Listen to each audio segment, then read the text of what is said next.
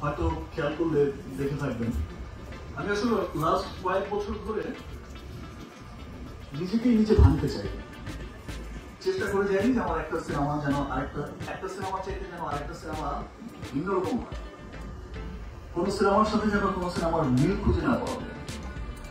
আর এখনো তো তাণ্ডবের লোকেরই আছি, চুল কেটে ফেলছি, বারবার গিয়ে এই ড্রিম করতে হচ্ছে।